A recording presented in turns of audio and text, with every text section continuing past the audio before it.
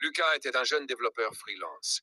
Un soir, alors qu'il travaillait sur un projet trop long et trop stressant, il s'endormit devant son ordinateur. Quand il ouvrit les yeux, il n'était plus dans son appartement. Il était dans un couloir jaune fluorescent avec des tapis usés et des murs d'un beige maladif. L'air avait une odeur étrange, un mélange de moisie et de poussière électrique. Les lumières bourdonnaient doucement, et quelque chose dans ce bourdonnement lui donnait la nausée. 1. Le début du cauchemar.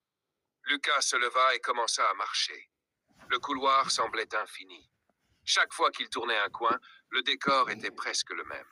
Moquette usée, plafond bas avec des néons bourdonnants, une porte fermée ici ou là qui ne menait nulle part.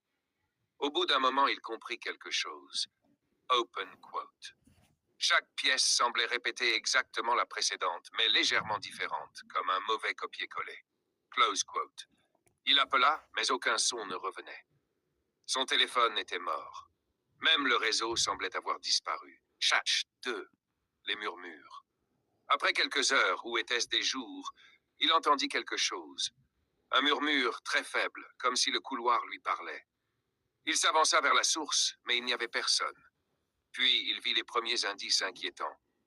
Des traces de pas qui n'étaient pas les siennes. Des feuilles de papier avec des notes griffonnées à la hâte.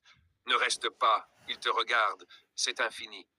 Lucas commença à courir. Mais à chaque fois qu'il pensait avancer, il revenait presque au même endroit. C'était comme si le lieu se réorganisait derrière lui. H3. Les entités. Puis il vit quelque chose de plus tangible. Un reflet dans une vitre sale. Une silhouette floue, humanoïde, qui se déplaçait juste hors de vue. Lucas crut que son cerveau lui jouait des tours, mais le sentiment d'être suivi s'intensifiait. Les murmures devinrent plus clairs, presque des mots. Open quote. Tu n'aurais jamais dû entrer. Reste pour toujours. Close quote. Lucas comprit qu'il devait bouger sans arrêt. Si jamais il s'arrêtait, il sentait qu'il disparaîtrait, qu'il serait absorbé par les murs jaunes. La 4. La fatigue et la paranoïa. Les jours et les nuits n'avaient plus de sens. Lucas ne voyait jamais le ciel, ne sentait jamais le vent. Il mangeait des restes de nourriture oubliés, de vieux gâteaux secs trouvés dans des coins poussiéreux.